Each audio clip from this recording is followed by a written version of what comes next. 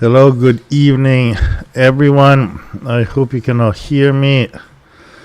And we are about 30 minutes late, but we just got back from traveling for 2 weeks, and I wanted to just take a very quick jump on this live stream back onto what we were looking at before, which was specifically psychoanalysis. And what I want to jump in tonight, and once again, our live streaming is just kind of a mishmash of thoughts and stuff, which hopefully we will condense into upcoming episodes on our podcast. And while I was away, I came across this concept of ressentiment by a concept originally created by Friedrich Nietzsche. And this was kind of a missing element that I started to look into, and which beyond being, in English that would be resentment, which beyond being a very simple psychological concept, which I believe in itself is of great value and is something that does help us all to live better, is also an essential element in Deleuze and Guattari's critique of Freud and Lacan. And kind of going over this stuff more and more, I'm kind of more and more convinced that psychoanalysis is something, for example, if you, Deleuze is written about Spinoza and talks about kind of, we're still in this very young age of some of these kind of practices, let's call them.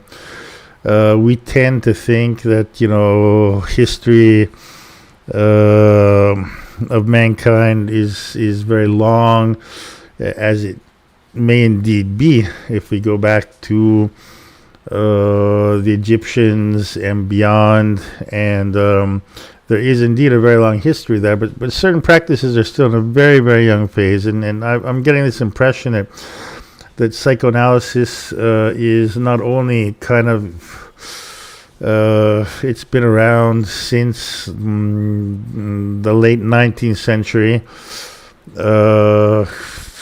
made famous, for lack of a better word, through Jung, Freud, Jacques Lacan, Deleuze and Guattari. But looking over it, I still think it's something that needs, that is still kind of not at an infantile stage, but something. There's so much more to come, I would hope, and one of my doubts here is that when obviously with Jung and Freud, we're in a heavily structuralist atmosphere or interpretation of the unconsciousness, the unconscious, sorry, and with Lacan. Lacan is kind of pushing that to its limits, let's say. And with Deleuze and Guattari, as they state, they were kind of saying that Lacan, in a certain sense, was kind of victimized by a kind of dogma that surrounded him, that he was attempting to overcome but was not able to fully overcome. And according to Deleuze and Guattari, kind of in a playful way, they said that the only thing that Lacan needed to go further was two schizos like us to push a lot of Lacan's concepts kind of beyond the limit they had in that particular moment in history, in order to fully develop them and liberate them from the limits opposed upon themselves by the very dogma that surrounded Lacan itself, which Lacan was trying to overcome, but ultimately was unable to overcome. This is debatable. I repeat again, Deleuze and Guattari are kind of have this admiration for Lacan, and also this kind of tendency to want to betray Lacan at the same time. But I don't think this is scandalous in any way whatsoever. I mean, any philosopher, any artist, has to betray his master. You have to create something new. You don't have to do what Slavoj Žižek maintains and be faithful to Lacan. No, you don't have to just repeat what Lacan did. You have to create something new based on that. And we all know that Deleuze, in his history of philosophy, is heavily based on this concept, which I find perfectly normal. What I did want to do was do a quick shout out here to someone that's been following us on our Deleuze Modeste podcast, and just wanted to give a shout out to him and our appreciation for his comments. Let me see if I can share this, because I would advise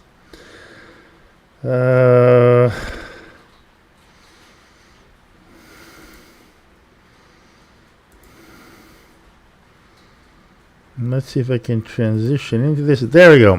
This is someone who's been following us and has made some very kind and very sensible comments. And his name is Ex Laus Legale.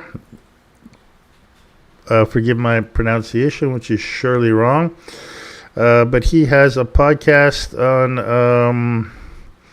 a series of videos on YouTube at this channel right here. So that's Ex Laus Legale 8534, and a lot of interesting stuff worth looking into. Also a lot Deleuze and cinema, and which is very very relevant and important now more than ever, in my opinion. And kind of the problem is that philosophy in general, or anything in general, is so broad, and with Deleuze and Guattari, there's so much terrain is kind of covered that it's hard to go into all of it. But there's a lot on Deleuze and cinema, and this is extremely interesting. The Deleuze cinema books, I would recommend them to anyone out there, and it is all very very fascinating. So a shout out to Ex Laus Legale, and please go take a look at his YouTube channel, as there are a lot of very interesting things there. And once again, we appreciate his support and comments. And so I did want to show one other thing. Let me see if I can dig this up. It is a book that I have ordered. Let me see if I can dig it up here. What do we have? Barney, I think. No, we still have. Hang on. I'm going to dig that up here.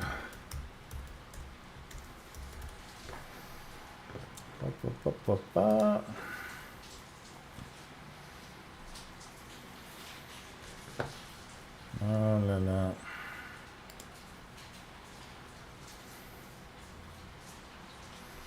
Quatre propositions. Quatre.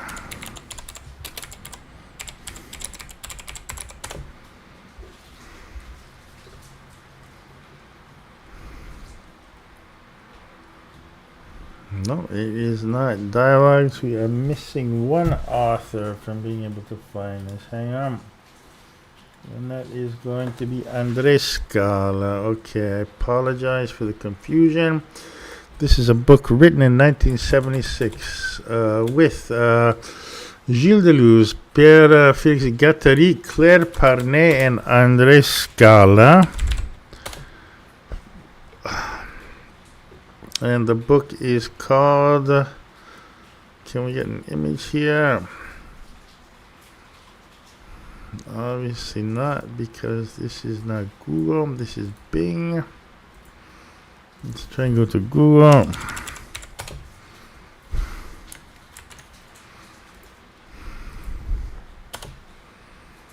There we go. So I'm just going to quickly share this image here. This is a book you can find on Amazon. This is 1976. There are 4 authors here. We have Deleuze, Guattari, Claire Parnay, and André Scala. La place du signifiant dans l'institution, l'interprétation des énonces, politique et psychoanalyse. So politics and psychoanalysis, interpretation of enunciation. So once again, I would encourage you to look into this book, which is a very important piece on Deleuze and Guattari's relation to psychoanalysis, and also to understand the role of Claire Parnay, Claire P. That's a well-known song by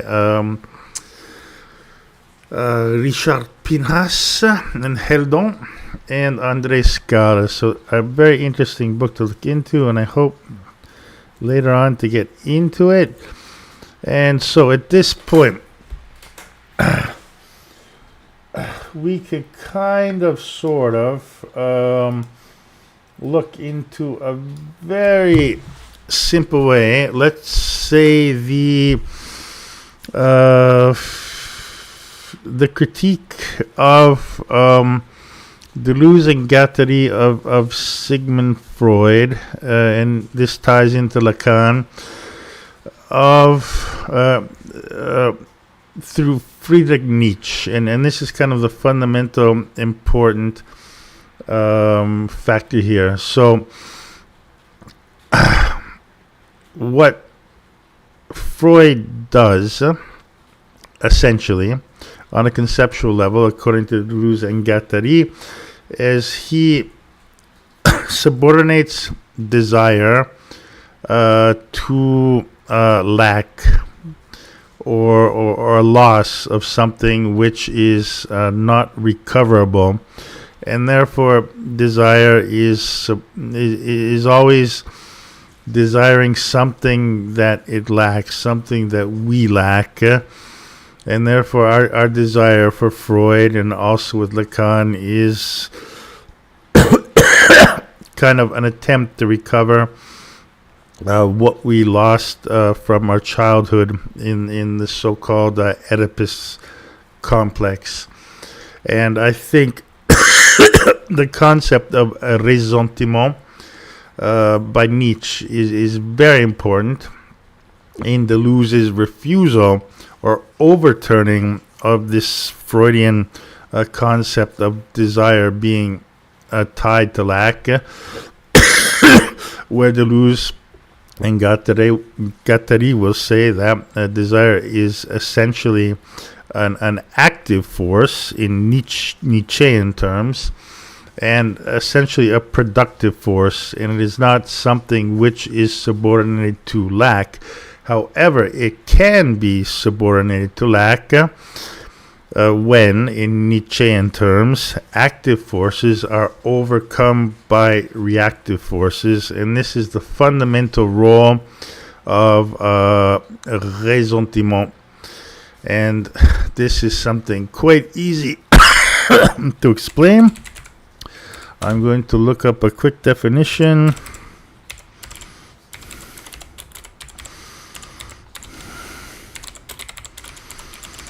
So ressentiment is a term which can philosophically be very deep, but in a very simple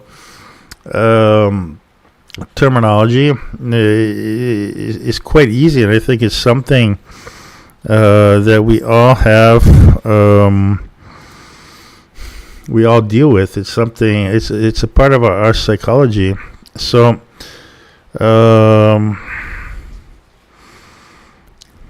okay. So I'm going to look around really quickly. Once again, everything. This is on our live podcast. We're kind of a little bit all over the place, but I'm reading Nietzsche's concept of ressentiment was kept in French because it does not quite capture the English equivalent, or at least not entirely, which is true. The technicality is that it resembles jealousy. It resembles jealousy, but does not capture the vengeful drive towards the object of ressentiment. The example that Nietzsche gives is an ancient civilization where the warrior class and priests vied for power over the state. The priest class envied the power of the warrior class.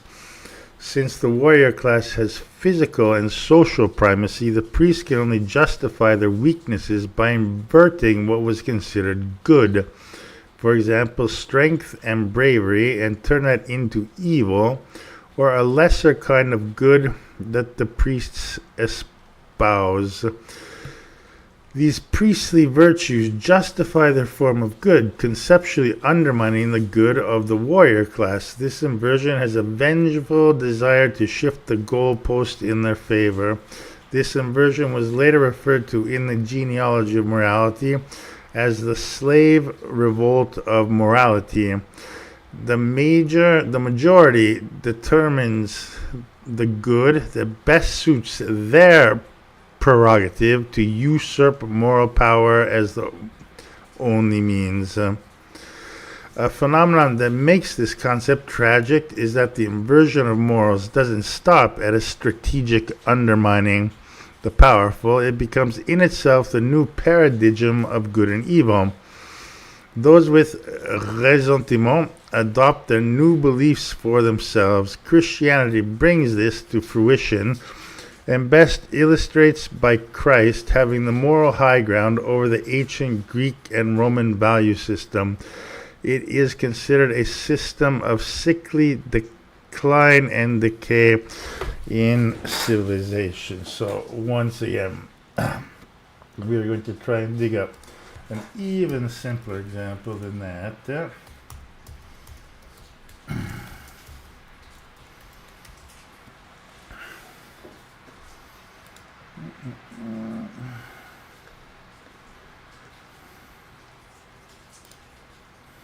No.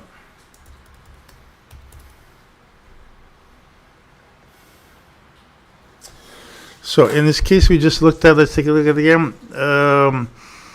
Okay, we're talking about ancient civilization. This is an example where the warrior class and priests vied for power over the state. So the priest class envied the power of the warrior class. Why? Because the warrior class were very big, strong men armed to the teeth, and they conquered and took control and set up their own system of power. However, the priests were envious of this.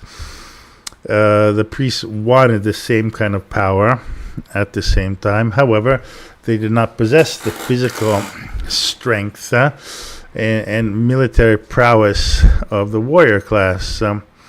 So the warrior class had physical and social primacy. So the priests, at the same time, desiring to have the same kind of power, could only justify the fact that they were not as strong by inverting what was considered good. For example, strength and bravery. So the warriors were strong and brave. They went into battle. The priests were feeble. However, envied the warriors because the warriors possessed true power and physical and social primacy.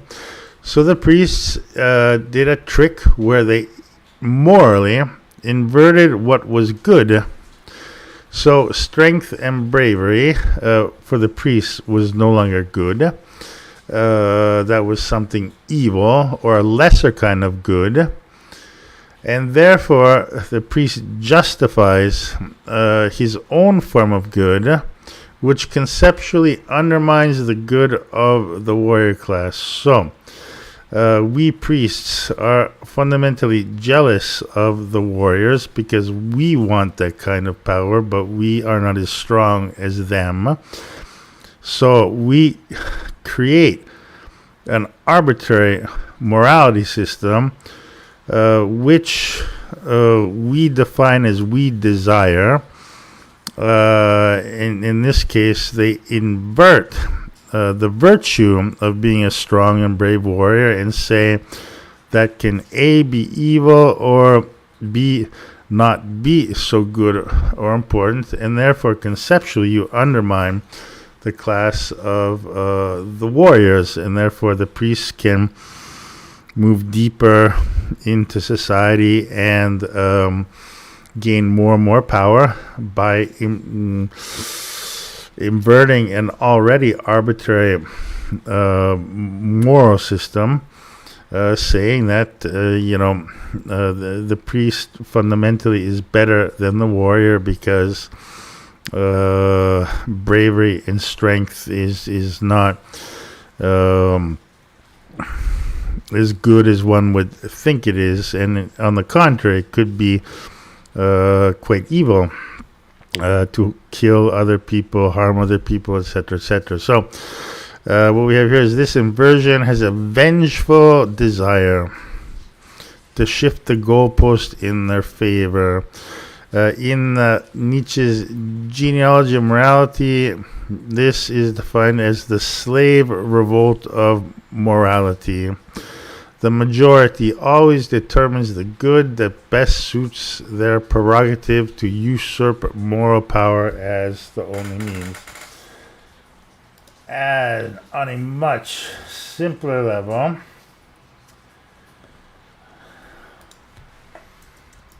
on a much simpler psychological level, what we have is ressentiment, a vengeful, petty-minded state of being that does not so much want what others have, although this is partially true, as it wants others not to have what they have. The term, which might be translated as resentment, though in most places it is generally left in original French, is usually associated with the German philosopher Friedrich Nietzsche, who defined it as a slave morality. Nietzsche sees ressentiment as the core of Christian and Judaic thought, and consequently the central facet of Western thought more generally.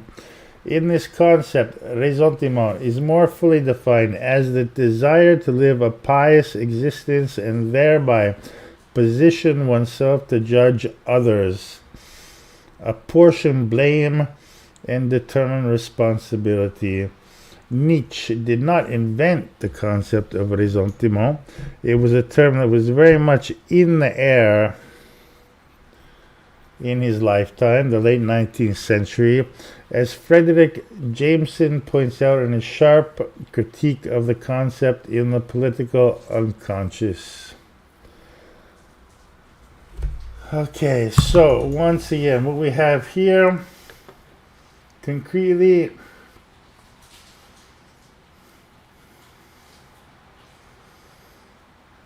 is petty-minded state of being not so much to want what others have as it wants others not to have what they have. But this is still absolutely not a good definition. We're going to get into this a little further. My goodness, I had a great definition somewhere.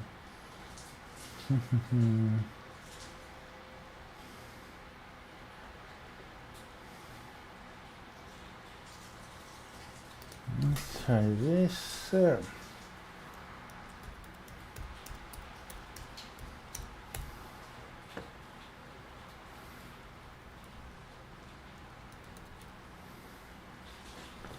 No, absolutely nothing.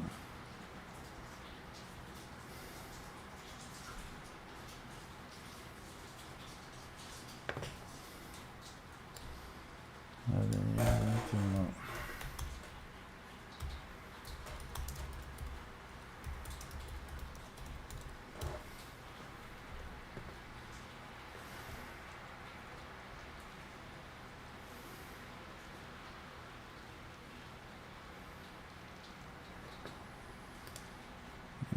Okay, we're gonna go with French here. This seems to be much clearer.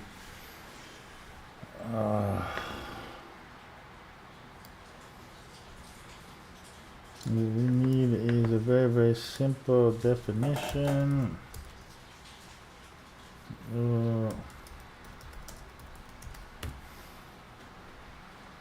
Let's see if we can do this. Here we go. No.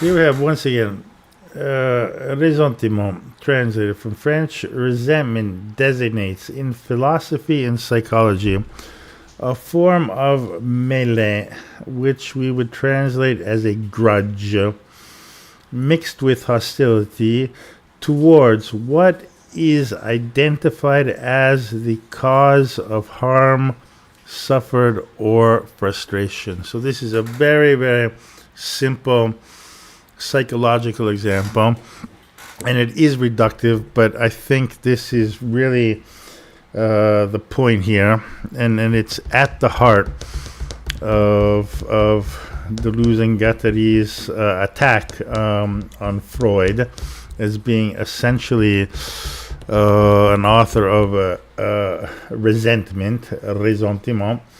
And the important point here is it is a grudge, or let's see if we can get an even better translation, because grudge,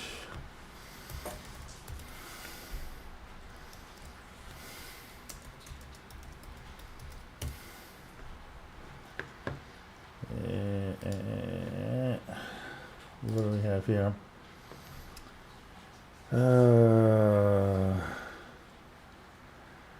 Mêlée.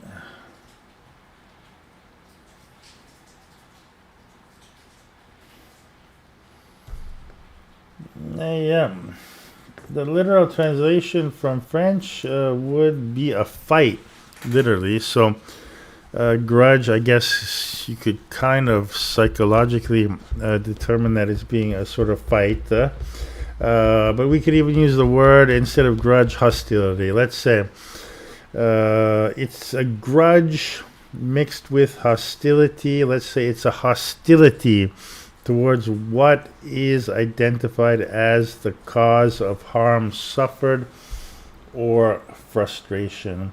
It is a feeling of weakness or inferiority or envy in the face of this, between quotation marks, cause, which leads to rejecting or attacking it. Resentment sometimes leads to designating scapegoats according to a logic analyzing particular by blah, blah, blah. So very simply, let's try and give a very simple example, and maybe that example we did before about the warriors and the priest is actually a decent example of this. Fundamentally, I'm bothered or jealous of someone else. Let's make it really simple, no? And it doesn't necessarily have to be a form of jealousy. I could say, like, this person annoys me, or this person affects me in a bad way. This person makes me sad. If you go to couple therapy, a lot of couples suffer from resentment towards one person in the couple, because maybe they make them sad, maybe they they insult them, and maybe they just they affect you in a bad way. And what you tend to do is through your memory, you internalize this resentment towards this particular person, and then that person becomes the cause of your suffering, or the cause of your frustration. So you define a cause for a particular kind of suffering we have. So in the very simple case we had before with the priests and the warriors, the priests were jealous of the warriors, but it doesn't necessarily have to be jealousy. But the warriors, were armed, were strong, were kicking ass, and they just took power. The priests wanted that same kind of power. Therefore, the warriors became the cause of their suffering, and also the motivation for them to create this inverted morality, which would make them and everyone else think that they were right, and the warriors were wrong. That this is classic Nietzsche. That's a reactive force. The warriors in this example, and we'll look into this really quickly before we cut off. The warriors, according to Nietzsche, are doing what you call utilizing their active forces, which are not blocked in any way. They are just out there conquering, kicking ass, taking power, and those are all active forces. There are no reactive forces there. However, what the priests do is, through the inversion of morality, they conquer active forces by using reactive forces, which eventually overcome and entrap and submit the active forces. And this metaphor is essential, because what Deleuze is going to be saying in Guattari about Freud is that when he reduces desire, quite simply, to being desire of a lack, a desire of something unrecoverable, that your entire life you're going to be desiring what you lost in your childhood. Or in Lacan's case, he says we have lost our primal loss is that before we can speak, we've lost the real, which is this primal state of non-being. According to him, it's been lost forever before we were able to speak. Our whole desiring system is just going to be a repetition of searching for what we lost in our youth. So I think, once again, I'm not sure if I've been clear enough, but I think we can just stick to the original simple definition. You have a pain, you suffer trauma, you're suffering, and you will attempt to find a cause in that, and then you will determine a person or thing or a group of things or whatever as the cause of your suffering, and that would be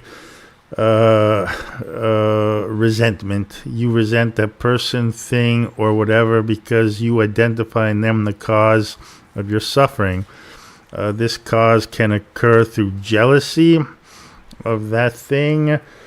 It can occur through a lack of inner strength, and recognizing in the cause, someone or something that represents the strength that you wish you had, but I think in very simple psychological terms, the important thing about resentment is that you're identifying a cause, sorry, of your suffering, but that cause is ideological and therefore not real. It's something that represents your suffering, but your suffering is something else. You're just identifying in something uh, the cause, but that cause is not.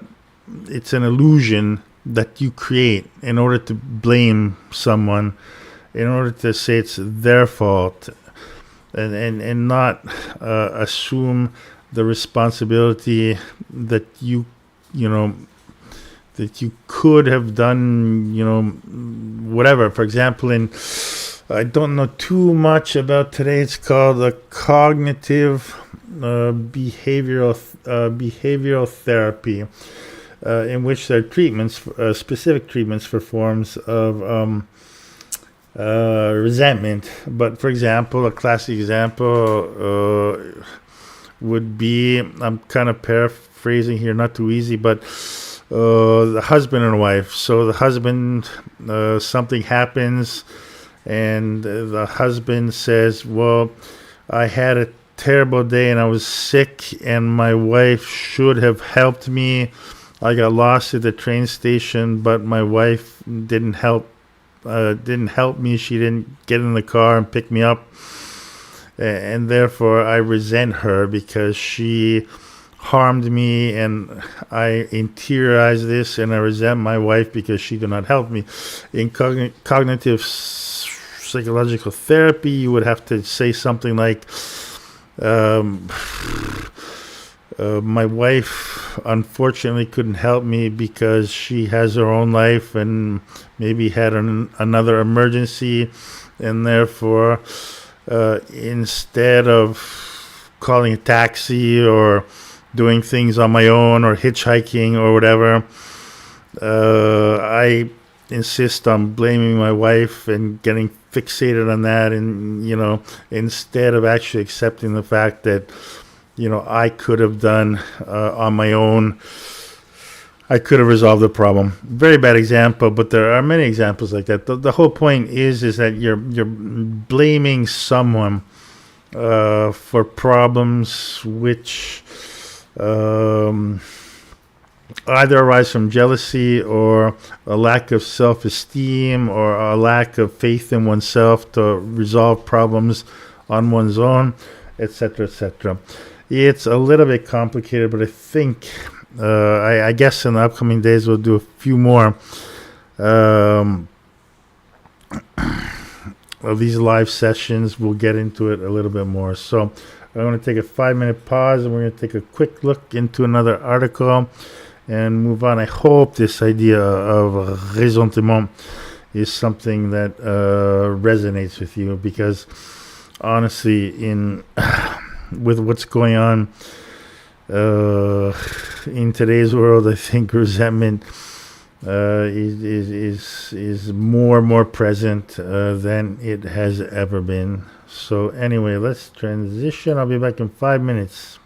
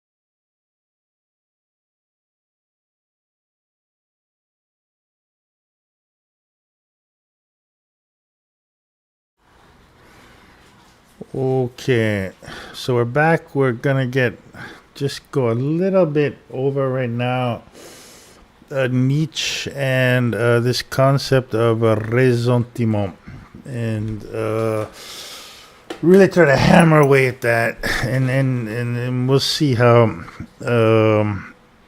Deleuze and Guattari will essentially say that Freud, Jung, and later Lacan are very much caught up in this idea of ressentiment, meaning kind of finding a cause for one's suffering, and identifying that in an object, and that object may psychologically may indeed be the cause of suffering. However, in any case, it must be considered as a lack, as it is something that has occurred, and it is something that remains in the memory and continually repeats, and that suffering is continually repeated. So we're going to go into an interesting French text on Nietzsche and the origin of tragedy, and try and translate that. After the origin of tragedy, Dionysus changes his mask. He is the god for whom life is just and justified. He affirms pain in its exteriority as opposed to Christian interiorization.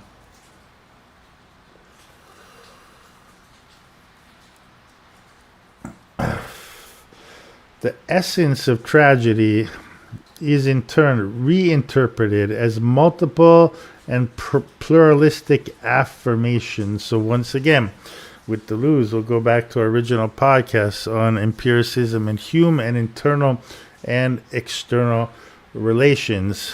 And in this case, we're talking about the unconsciousness, and we have the Christian interiorization, which is the sense, guilt, debt, jealousy.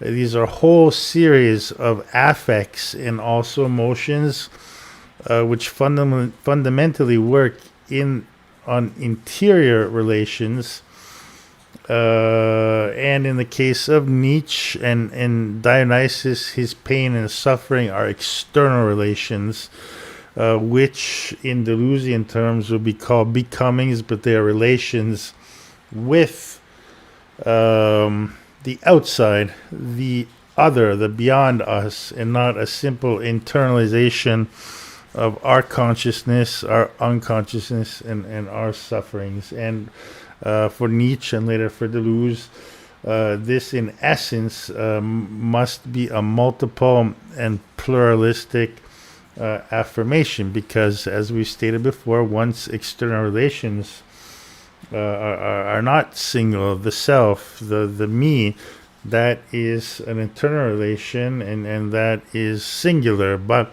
relations, external relations with the world around us, in essence, are multiple and pluralistic, and according to Nietzsche and Deleuze, are affirmations. They are not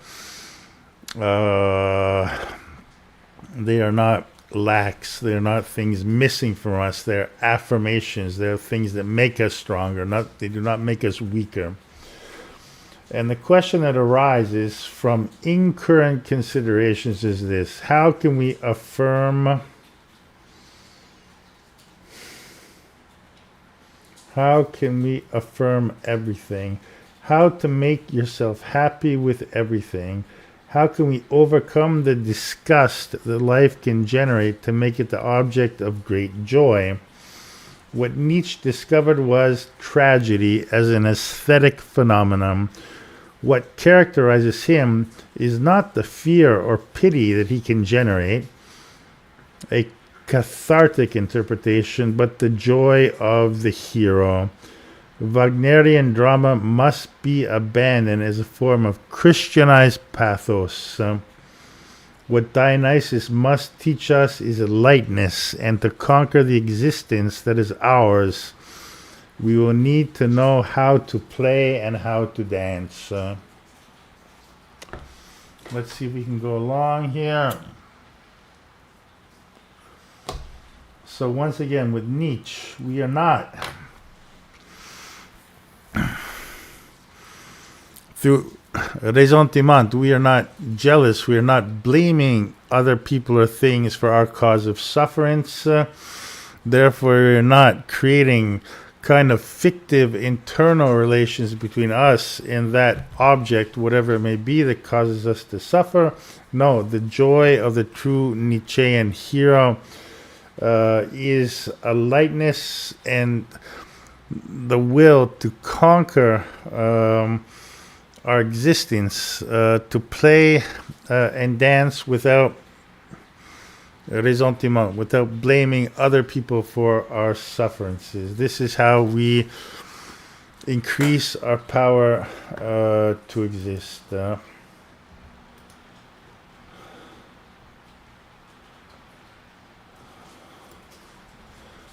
And I will probably close up here because it is very late, but I do want to get to this point, which is kind of essential from a philosophical point of view.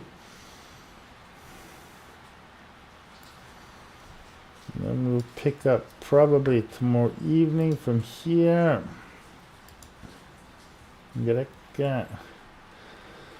So we have what is the meaning of existence? What is justice? These are the questions that tragedy poses. We tried to redeem existence, to save it, and even Schopenhauer did not know how to escape from this type of problem. In reality, it must be understood as a tragic phenomenon, that is to say, aesthetic.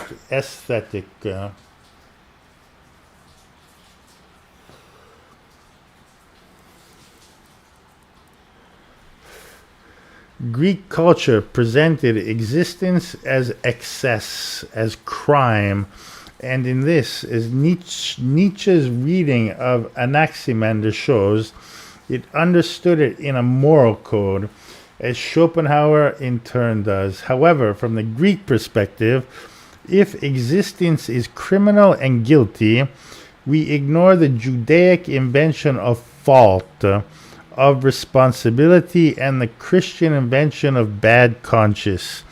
Crime is not yet sin. And this is the point I wanted to underline. Greek thought is foreign to resentment.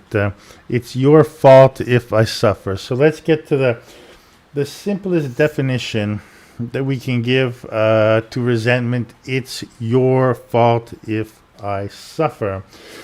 So probably in our next live session, we'll look into the famous case of Freud and young Hans.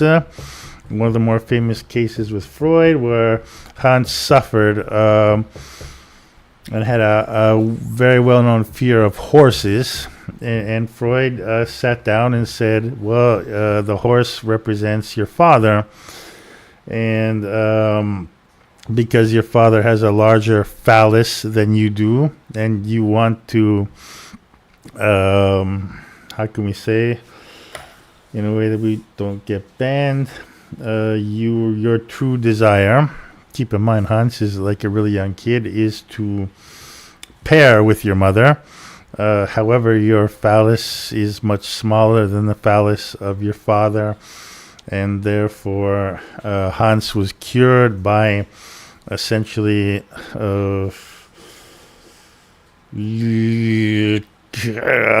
inducing him to fantasize the fact that his phallus was larger than his father's, and apparently he got back to normal. So it's pretty obvious that this is the parallel I'm trying to make here. That this is a solid case with Freud of resentment.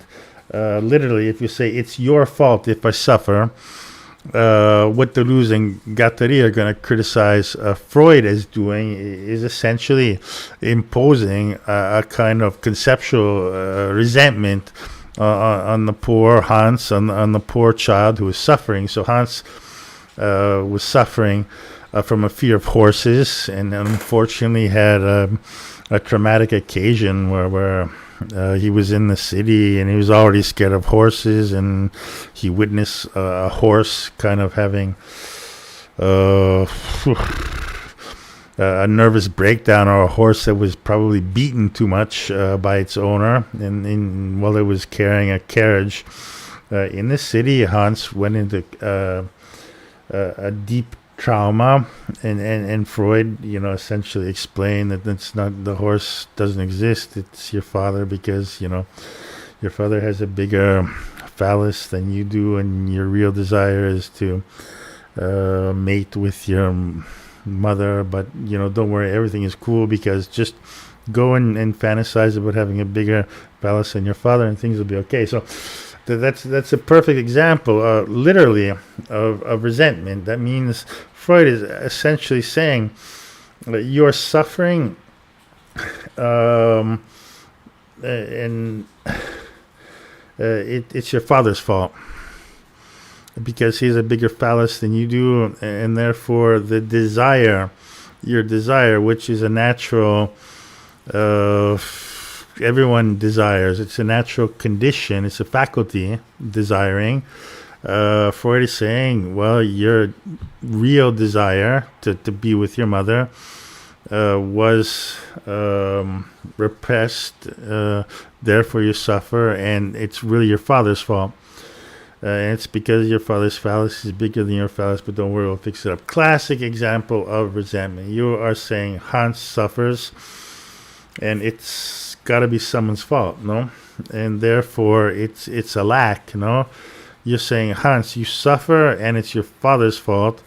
And the real problem is you're jealous of your father. You want to be your father because he has a bigger phallus than you do, and therefore mom likes dad's phallus.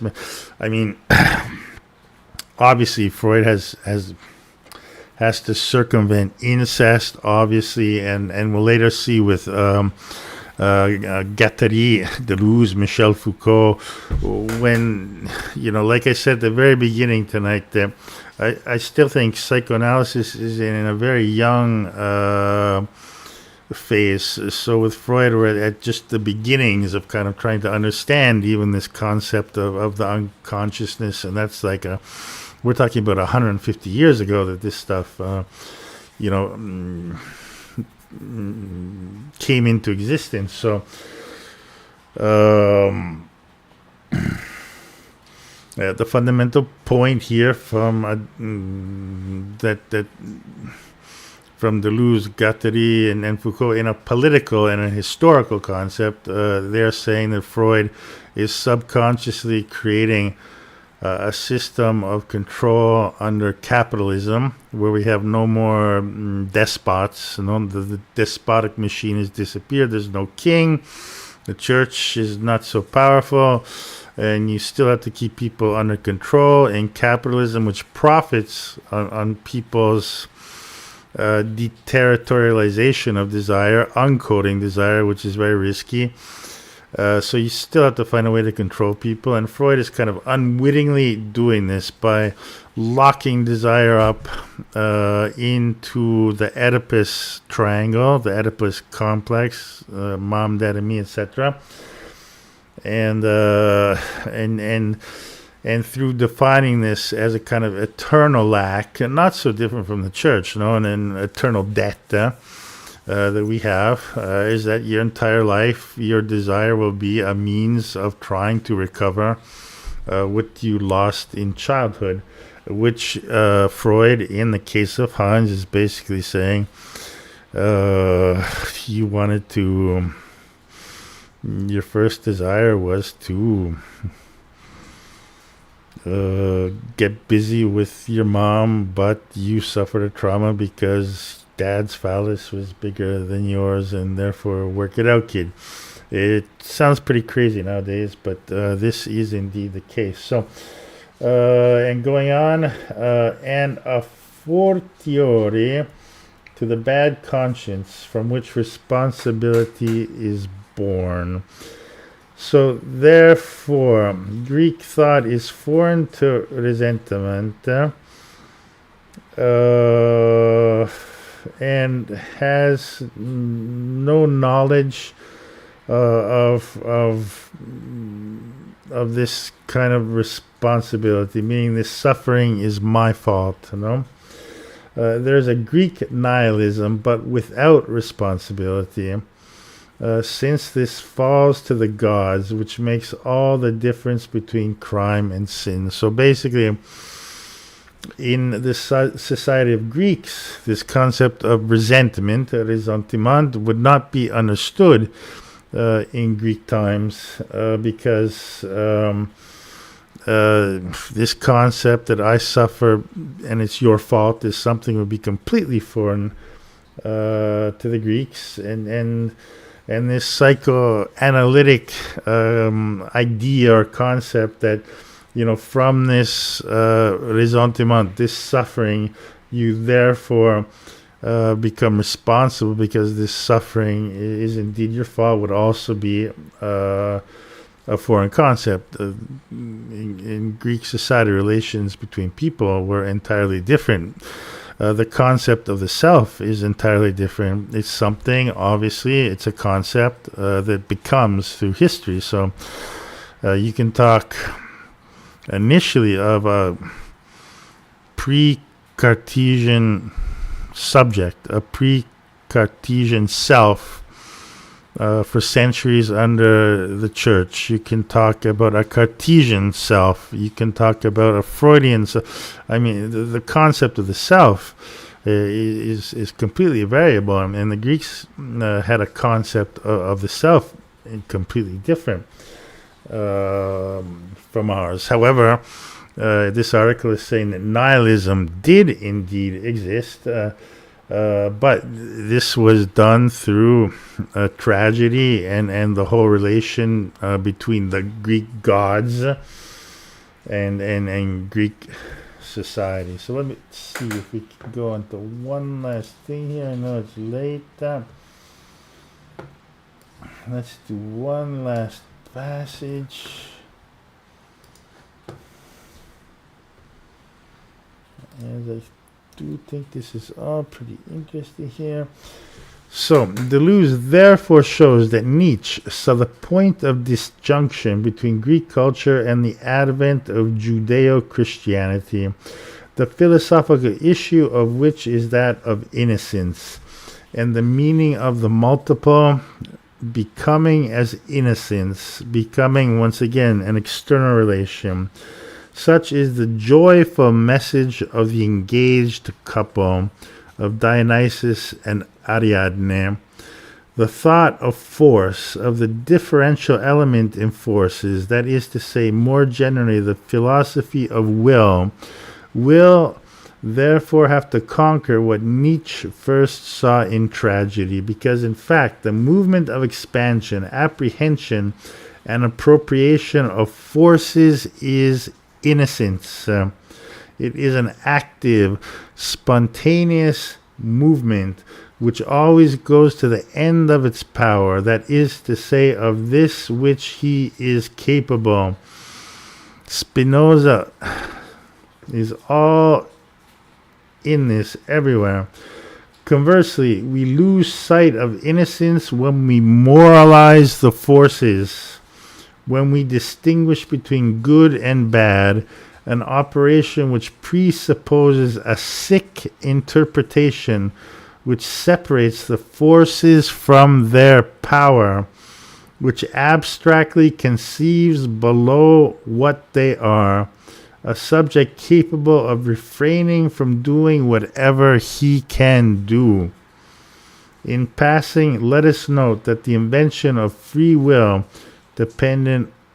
is dependent on this type of abstraction. So it took us some time here, but I think this is the heart of the whole issue. And we will close down now, but we have innocence as an active, spontaneous movement. The innocence is the will to become stronger. And this falls apart. These are active forces, according to Nietzsche, and these are always susceptible and most often are conquered by reactive forces, where we have morality. The forces are moralized. We begin to distinguish between good and bad, which presupposes a slave mentality or sick interpretation, which separate forces from their power and which abstractly conceives what those forces are, and therefore it refrains individuals from doing which they can potentially do. So we're going to sign off, and hopefully we'll pick up on these themes in the upcoming days. And once again, the really solid point we're trying to hit on here is how, and it almost seems like so obvious and so simple, no? When you look at it in hindsight, the Deleuze and Guattari are essentially referring to Nietzsche, and they're saying, like, we'll get into it next time, but in the case of poor Hans and Freud, who suffered from horses and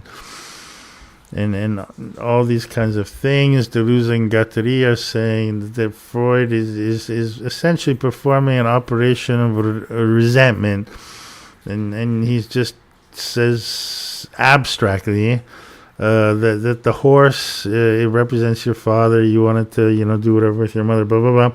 But what he's doing is he's really doing, according to Deleuze and Guattari, is he's inventing an arbitrary morality. He's making the use of free association and symbolism and resentment, and introducing lack into the desire of poor Hans.